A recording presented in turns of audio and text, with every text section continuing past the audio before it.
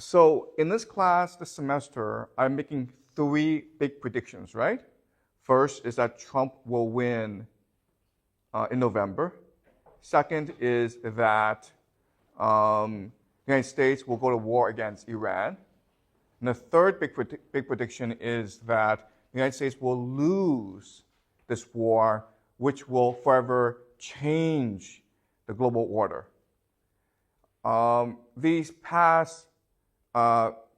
So last class, we looked at one reason why the United States would invade Iran, which is the Israel lobby. And in today's class, we'll look at another reason, which is the defense of empire. America is an empire, and it must defend its imperial status.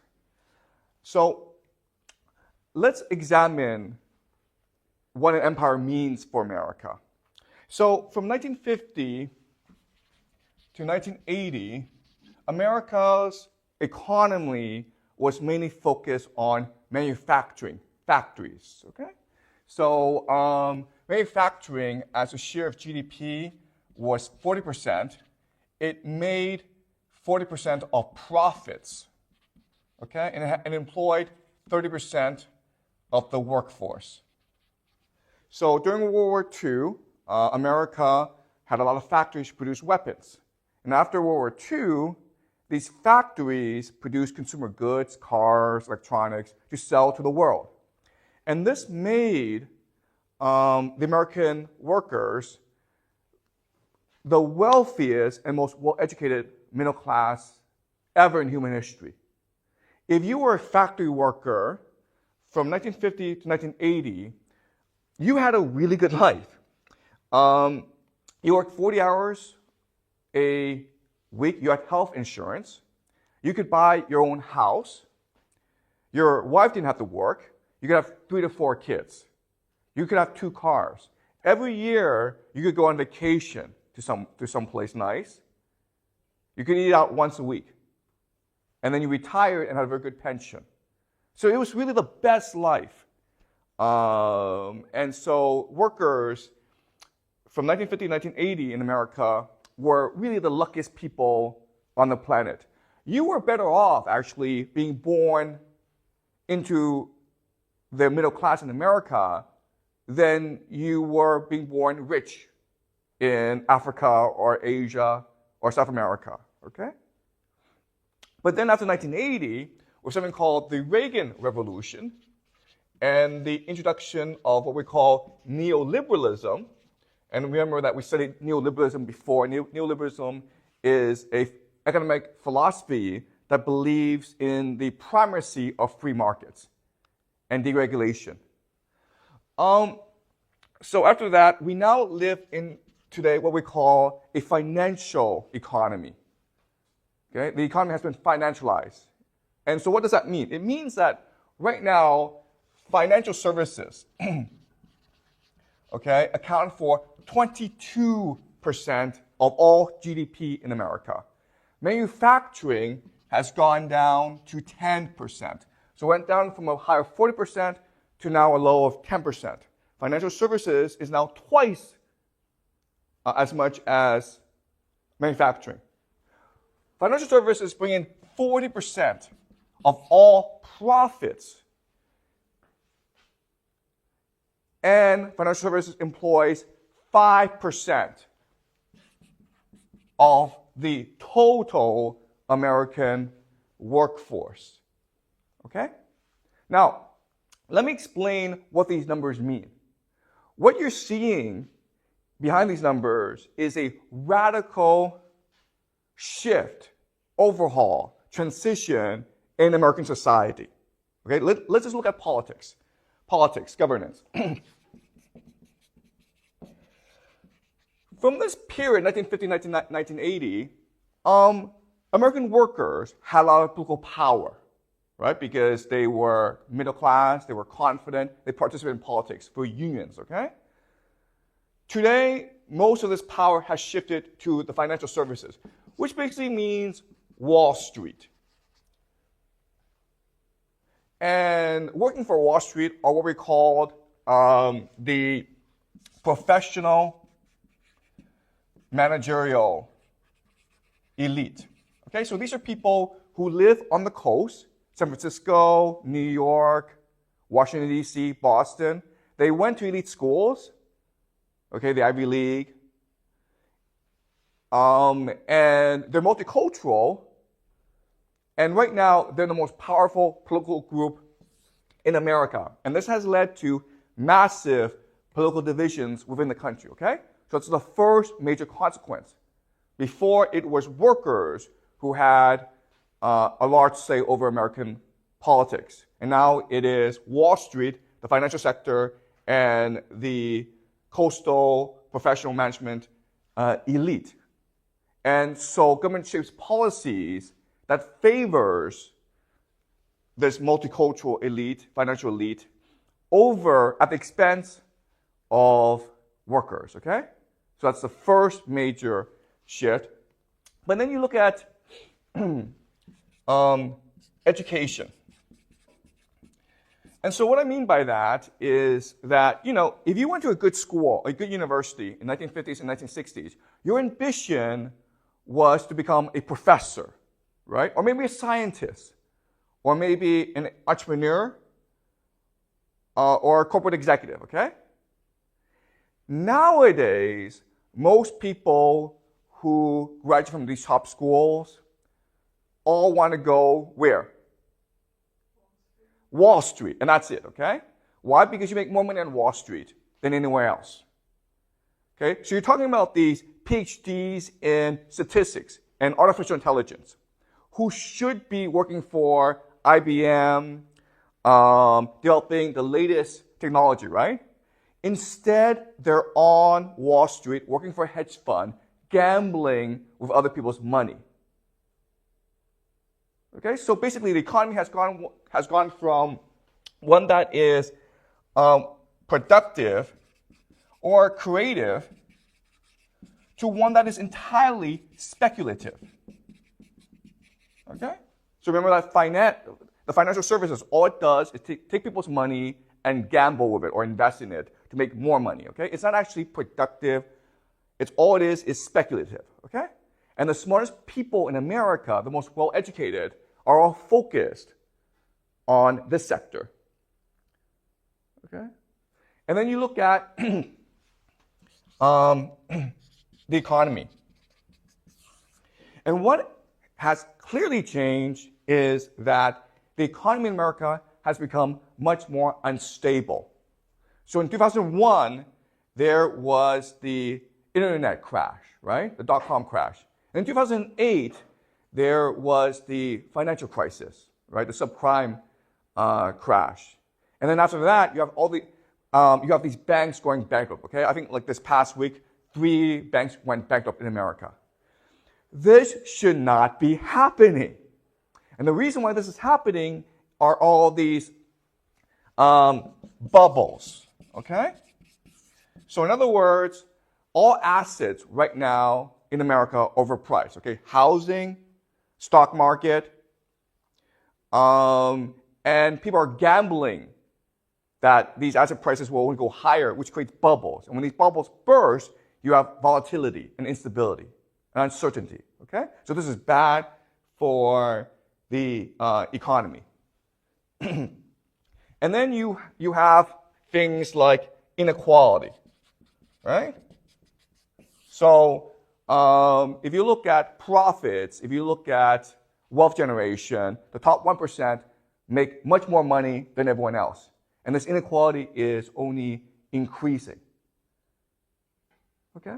So in other words, the financialization of the American economy has been really bad for America. And you can make the argument that it's actually destroying the fabric of American society. Okay? It's making politics much more divisive. It's making the economy much more volatile. The smartest people are engaged in speculative activities. Young people don't want to work. They just want to buy Bitcoin. And you can also make the argument that you're creating a rentier economy. Okay? And the rentier economy just means that if you are young, you can never afford to buy a house. You can only rent, which means that you yourself can never go from, you have no more social mobility, okay? So this overall is really bad for America. Now the question then is, how did America get to this point? How did it transition from a manufacturing economy to a financial economy? And there are different theories out there, okay? There are some economists who say that this is just late-stage capitalism, okay? This is the natural evolution of capitalism. There are some who argue that it is the neoliberalism or the Reagan Revolution that caused this. Okay, when you cut back the role of government, when you emphasize free markets, then you have this situation, the over-financialization of the economy, okay? What I want to show you today is that the real reason is the transition to empire, okay? There's a really simple explanation for why this is happening, and the reason is that after the end of the Cold War, 1991, America became a global empire. It could now set the rules of the game, and it set the rules of the game so that it would always win. And then all money flowed to America, which created all these asset bubbles. Okay? So that's the argument I'm making to you today, okay? So, are we clear about what's happening? Any questions so far? Okay, now I want to explain to you how America became an empire. In fact, the most powerful empire in human history, because even though Rome was powerful, it didn't really control the world. Whereas America, the American empire today, controls the entire world, okay? And so, to understand how America became an empire, you have to go back to the founding of America. Okay, so in 1776, America declared independence from Britain. And at that time, they had something called the Declaration of Independence. And the Declaration of Independence, if you read the document, it's very clear. It's what the founding fathers of America said is that we are founding a new society in America based on God. Okay? Now, the founding fathers were Christians, but they were a special type of Christians who believed in the idea of deism. And deism is the idea that, yes, there is a God, and God did create everything, but God is not interested in managing human affairs. God leaves us alone, which means that we as humans are empowered to create the world we want to create. Okay? And the founding fathers wanted to create a new society based on the idea of God. Okay? And what they believed is that God gave human beings 3 fundamental rights that all governments must respect. Okay? And so the famous phrase is, do you guys know the famous phrase? Life, liberty, and the pursuit of happiness. Okay? That is the mission, the purpose of America, to ensure that every American would have life, liberty, and the pursuit of happiness. And that's really the goal, the role of government. Life, to make you safe, okay? To provide security against enemies. Liberty, the right to say whatever you believe, the right to believe whatever you believe, okay? So the tolerance of all creeds, religions. Now last is the pursuit of happiness. What does pursuit of happiness mean? You guys know? So Thomas Jefferson wrote the Declaration of Independence, and when he wrote the pursuit of happiness, he had a very specific idea in mind. What does the pursuit of happiness mean? People in America can achieve what they want to achieve. Which is what? Okay, so wealth, okay? So in America, your fundamental right, the fundamental purpose of your life is to make as much money as you can, to amass as much wealth as you can. Okay? And the idea here is that in this society, in this new societies, this new experiment called America, if we allow everyone to pursue the creation of wealth, then America will become powerful. Okay? That's the idea. And it turned out that this idea was absolutely correct. Okay? In a very short amount of time, America industrialized very rapidly. And at the end of World War II, America became the most powerful country in the world. Okay? After World War II, it decided that it can now export its philosophy to the rest of the world. So in 1944, there's something called the Bretton Woods Conference. Okay? And so in 1944, everyone knew that Nazi Germany would be defeated, okay, and Japan would be defeated, which would make America the most powerful, the richest nation on the planet, okay? Now, the Soviet Union was a competitor, but they didn't really matter, okay? They had their own sphere of influence. So America got together with its allies in Europe, and they decided what the new global financial system would look like.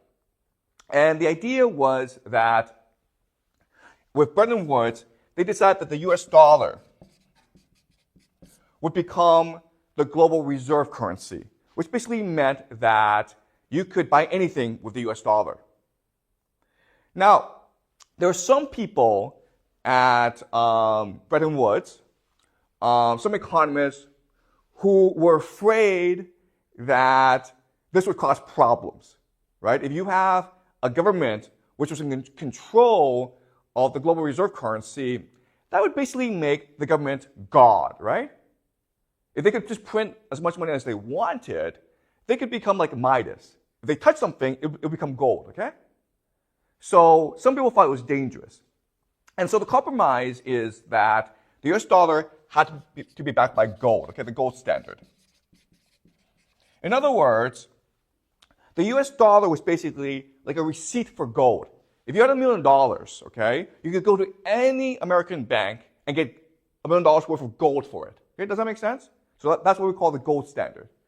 And for the longest, and so that led, this Bretton Woods system led to tremendous prosperity in America and in Europe and in Japan, okay?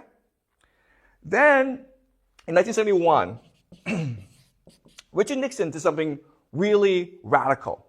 He basically said, we America, we're gonna go off the gold standard, okay? Remember that America had spent too much money on the space race, on Vietnam, on domestic expenses, okay? So they needed to transition out of the gold standard. But if you transition out of the gold standard, then how do you ensure the US dollar is worth something? How do you ensure the intricate worth of the US dollar? So they transition from the gold standard to what? Do you guys know? Oil, okay, do you understand? And this is what we call the petrodollar. And the idea here is that, look, every economy needs oil to run, right? You need oil as the basis of your economy. And so after America went off the gold standard, these countries in the Middle East, mainly Saudi Arabia, but other countries as well, agreed that you could buy oil using US dollars. So the idea is, okay, before, if you had $1 million, $1 million US dollars, you could convert that to gold, okay? And now you can convert it to oil. And this is what we call the petrodollar. And this is really the basis for the value of the US dollar today, okay? So then what happened is that in 1991, the Soviet Union fell, and now America was in charge of the entire global economy, basically, okay? And so America at that time said to everyone, listen, let's focus on trade, because trade will make everyone rich.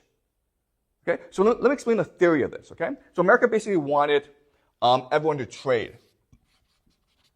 And the idea of trade, okay, this is like Russia, China, okay, South America. And the idea of trade is that each country would focus on its competitive advantage. What are you good at? And then you would sell this competitive advantage to other countries for what they're good at, okay? And the theory here is that if you do it this way, then all countries will become rich. Okay? So let me explain why. All right, so let's look at US and China, okay? So what China's really good at is cheap labor. The United States, what the United States is really good at is technology, right? Okay, so the idea is that the United States and China trade, right? So China makes all these cheap goods for American consumers.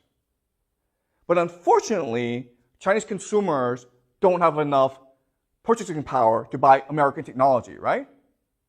Okay? So what happens is that America gives China US dollars instead, okay? Trillions and trillions of US dollars. Now, in theory, what's supposed to happen is this money trickles down to the average Chinese so that the average Chinese worker, his wages go up, right?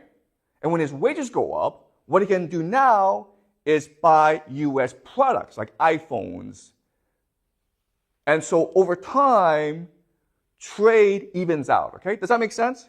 That's a theory, okay? That's the first theory. The second theory is how capital moves, okay?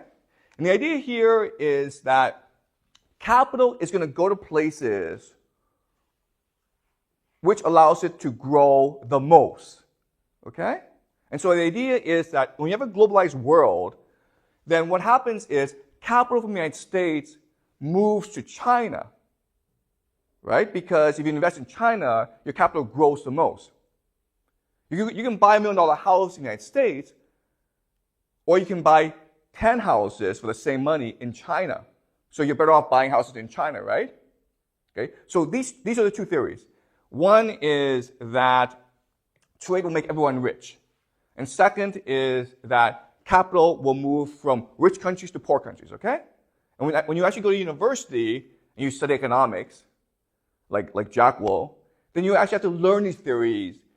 But in reality, these two theories aren't true, okay? Why not? Why are these two theories true? So the first theory is that if two countries trade, over time, wealth trickles down to everyone in that country, which makes everyone richer. Okay? Is that true for China? No, it's not, okay? Workers' wages have not gone up for the past 30, 40 years. Why? Because of the idea of elite capture. Elite capture. So all the money is captured by an elite group of people. But when that happens, okay, they can't spend it. They can't buy US goods, right? So the only thing they can do is invest it, right? Now, according to this theory, they should invest it back in China because if you investment in China should allow for more growth than investment anywhere else, okay? But in reality, where do they put their money? In the United States. And why would they do that?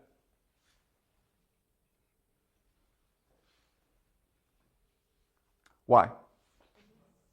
Exactly, okay? You don't put your money where you make the most money. You put your money where it's the most safe, okay? That's why we have banks. So because the United States controls the US dollar, and because people's wealth is expressed in US dollars, it makes the most sense to put your money in the United States, okay? And this is not just true for China, it's true for most countries in the world. And that's why, starting in the 90s, you have all this wealth amassing in the United States, okay? Does that make sense? So everything in the United States became overpriced. Everything became a speculative bubble. Okay, so let me give you an example. Let's look at equities, okay, stock market. Stocks. In the year 1900, okay, in the year 1900, if you look at all the world's stock markets, the largest was the UK, okay, because obviously the UK is the most powerful country in the world, was the most powerful country at that time. At that time, the UK was the most powerful country. Okay, so in its stock market, as a percentage of the entire global stock market, was about 25%, okay? 24 to 25%. The United States was second at 14.5%. Then you had Germany, about 13%, France at 11%, okay?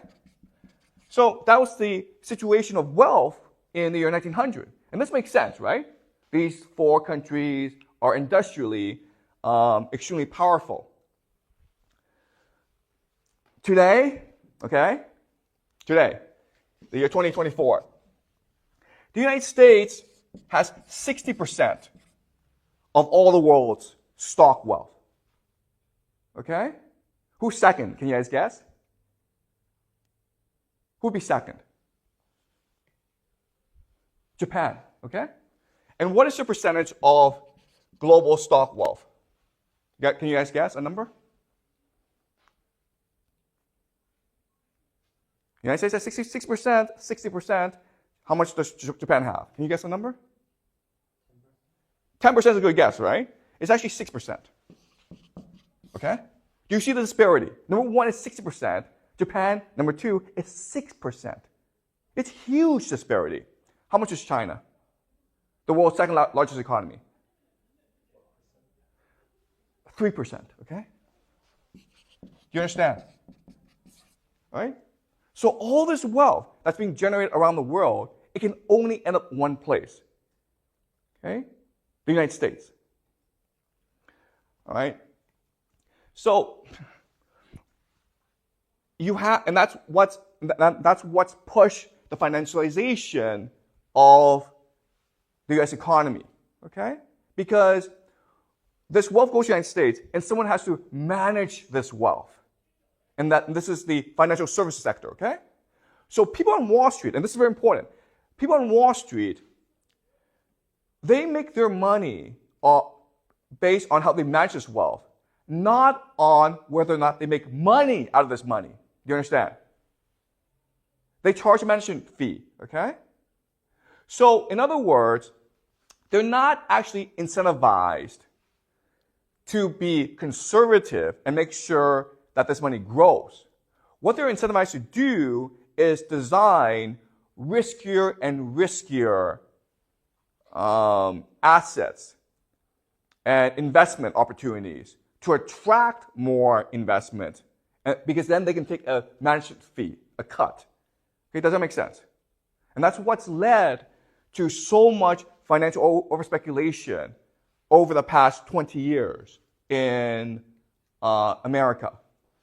And one of America's biggest problems is the growing national debt, okay? So the government is paying for a lot of government services just by putting money, okay? So right now, the US national debt is about $34 trillion, okay?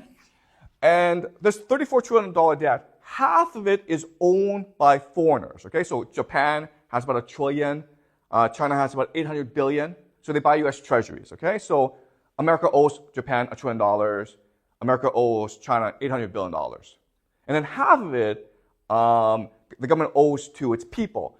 So the two largest expenses are the military and the pension system, okay? So $34 trillion is a lot of money because the US GDP is about $100 trillion. So the total debt is about a third of America's GDP. And this debt has interest, right? So this debt is growing about 1 to 2 trillion every 2 to 3 months, okay? And all this is saying, okay, these numbers, all they're telling us is there's absolutely no way that America can pay all this debt, okay? So then the question then is, if you're China and you're Japan, why do you have all this debt knowing that America can never pay you back? Or America will at some point default on this debt. Why?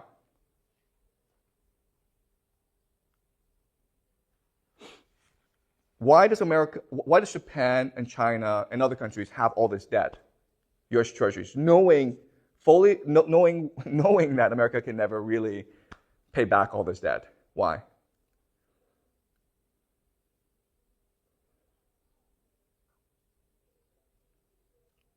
Okay, so there are many reasons, okay? The first reason is that, in theory, Japan and China can always take this debt and buy oil with it, okay? So this is, again, the petrodollar. Second reason is that even though America is in debt, it's still an empire. It's still the greatest military power in the world. So at some point, you feel that the money is safe there, okay? Does that make sense? Because no one can actually challenge America militarily. And the third reason, and this is the most important reason, is there's no place for you to go. You understand? What else? Where else can you put your money? Nowhere, okay? So that's the issue right now. And so in theory, because China and Japan can buy oil with it, and because there's really no place for China and Japan to put this money, in theory, this system can go on forever, okay? So it's possible that maybe in 10 years' time, the debt will be 340 trillion, okay? Who knows, okay? So in theory, this could go on forever, right? Because America's an empire. But then, what happened 2-3 years ago is Russia invaded Ukraine, okay? Russia invaded Ukraine. And why this is important is that this is basically Russia challenging the dominance of the American empire. Okay? What Putin is really saying to the United States is, I think your empire is full of lies. Your empire is based on nothing. Your empire is based on the perception that you are invincible in war. Well, I'm going to invade Ukraine and prove everyone wrong, okay? I'm going to show that you, America, are in fact a paper tiger. Okay? And so, if Putin succeeds in his war in Ukraine, then the fundamental understanding of how the world works, that America is an empire, that America is invincible, that the US dollar is safe, will radically change. Okay? It will be destroyed, it will be undermined, it will be subverted. Okay? Does that make sense? So that's why America needs to stop Russia in Ukraine. Okay? Can it stop Russia? Can it stop Russia in Ukraine? How's the war going for America in Ukraine? Pretty badly, okay? I mean, the war's almost over. Okay, but what America can do, okay, which will solve all these problems, is for America to transition from a financial economy back to a manufacturing economy. Okay? If America just does this, America has nothing to worry about. It doesn't have to worry about the debt. It doesn't have to worry about Russia. It doesn't really have to worry about the world, okay? Because America is a self-sufficient economy, meaning that it has the resources to sustain itself. It doesn't really need to trade with the rest of the world, okay? If America can return to being a manufacturing economy, then it will be invincible. Okay? Now the question then is, can America reindustrialize? Yes or no? Why not, Jack? Because their politics doesn't allow them to. Because the politics doesn't allow them to, exactly. But can you explain that? Like the financial sector has too much political power, so all they're trying to do is to perpetuate financialization. Yeah. They won't allow America. That's exactly right, Jack, okay? So yes, the problem right now is the very structure of American society and politics and the economy. Right now, the financial sector has all the power. And they don't want to go back to the time when manufacturing had all the power, right? So that's the first problem. But let's just say, for the sake of argument, that they agree to this, okay? What's your other problem? If you want to reindustrialize.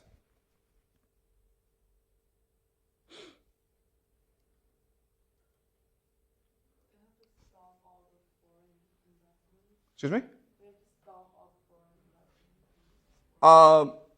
Okay, but all the foreign investment can just go into factories, right? But there's actually a really big problem with reindustrialization, okay? So as Jack says, there will be political resistance to this, okay? But then you have a bigger problem than this, which is what? Okay, guys. The problem with this economy is it creates a speculative mindset, okay? So therefore, no one wants to work hard. No one wants to go to work in factories anymore. Do you understand? If you're a young person, you would much rather spend your time investing in Bitcoin than working in a factory. Do you understand? Because investing in Bitcoin gives you the opportunity to become rich. But if you work in a factory, you have to work hard for 40 years just to buy a house. Okay, does that make sense? So you're not going to find people to work these factories. That's a bigger problem. Okay? And the third problem, of course, is just investment. How do you build these factories? You not only have to build these factories, but you also have to build logistics networks to move goods from one place to the next, okay? Okay? So, in other words, America could reindustrialize, but it's a pain in the ass, right? You're going to face a lot of political opposition, especially from the financial sector. It's very hard for you to get people to work in factories. And plus, where's all this money going to come from, okay? So, if you can't beat Russia in Ukraine, and if you can't reindustrialize, then what can you do to protect the petrodollar and your financial system?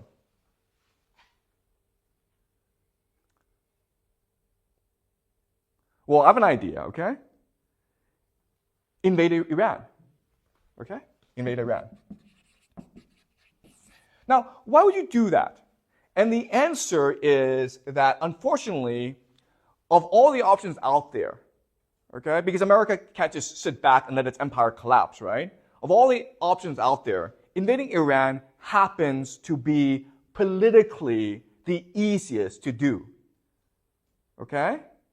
You can't go fight a war against Russia because Russia has nuclear weapons. You cannot reindustrialize because there'll be too much political opposition towards that. Plus, it'll take you about 50 years to reindustrialize. But if you invade Iran, well, you accomplish three things, okay? The first thing is you show the world that you're still the top dog. Your military is still invincible, okay? So if you're a foreign investor in America, you have $1 trillion US, you feel safe, okay? You don't think the US dollar will collapse. Okay? That's the first thing. To show the world that America is still the world's foremost military power, therefore the US dollar is safe, okay? Second is oil, right? What is the US dollar based on? Oil, right? Well, if you control oil, then you don't have to worry about people abandoning the US dollar. Okay, does that make sense? Okay, and it happens that the Middle East produces 40% of the world's oil. And Iran is the world's fourth largest oil exporter. But when you take over Iran, you also control Iraq as well. You control that entire area, okay? And the third thing about invading Iran is trade, okay? So that area, most of the world's trade has to pass through that area, right? So invading Iran would allow you to control the world's shipping lanes, okay? So that would be the theory behind invading Iran, okay? But the motivation would be to save the American empire. Because if Putin wins in Ukraine, then America is going to look weak. It's going to look like a paper tiger, okay? And in this situation, as the empire, you have to act. Today, you have a lot of countries in Africa who are rebelling against the Western powers, France, basically, and America. Why? Because they think that Putin is now in charge, okay? Why did October 7th, why did Hamas attack Israel? I guarantee you that if it were not for the war in Ukraine, Hamas would not have done such a thing, okay? For the longest time before the war in Ukraine, there was a perception in the world that America was militarily invincible. No power, no country could ever dare stand up against the United States. And by invading Ukraine, Putin has proved everyone wrong, okay? That the United States can be defeated. And so what the United States must do now is prove to the world, nope, we're still militarily the greatest power in the world. Okay, does that make sense? Okay? And again, it must do so to protect its financial economy. Otherwise, there's a very good chance that this financial economy will implode onto itself. Okay? If China, Japan, other countries pull out of the U.S. financial sector, okay? If they sell their U.S. treasuries, not only will America face a sovereign debt crisis, but it will lose access to easy money, okay? Easy money. And the problem in America today is that America is an empire addicted to easy money, okay? People are so used to just sitting around and making millions of dollars that they cannot imagine or tolerate a day when they would have to go back to working hard, okay? So it's this addiction to easy money which will drive America to invade Iran. Okay? Does that make sense? Okay, any questions? So if all the money goes to America, how do they manage it since maybe they're like the end of all the money? Okay, so all this money coming to America, how is it managed? Okay, so this is actually very complicated, okay? Because again, the financial sector is very large. But if you have US dollars, then your options are you can invest in the stock market, you can invest in houses, okay? The problem today is because there are too many rich people in the world, and all this money is going to America, all assets are bubbles now, okay? So the irony of all this is that you feel that your only option is to invest in America, but when you do this, you're actually losing value. Okay? And that's why the system is not really sustainable. Everyone's going to America, and that's driving up all these asset prices, but in the long term, that will destroy the American economy. In the long term, it'll create all these bubbles that will also destroy individual wealth. Okay? Does that make sense? Any more questions? So, like, if America loses the war in Iran, then like other countries will lose even more confidence in America, so their system will like completely fall apart. Okay, so Jack asked a great question, which is like, listen, if going to Iran is all about restoring confidence in the United States, well, if America loses the war, then that would destroy even more confidence, okay? And so this is the problem of empires. Empires have something called hubris, right? Imperial hubris. Which means that they cannot imagine the possibility of losing a war. Okay?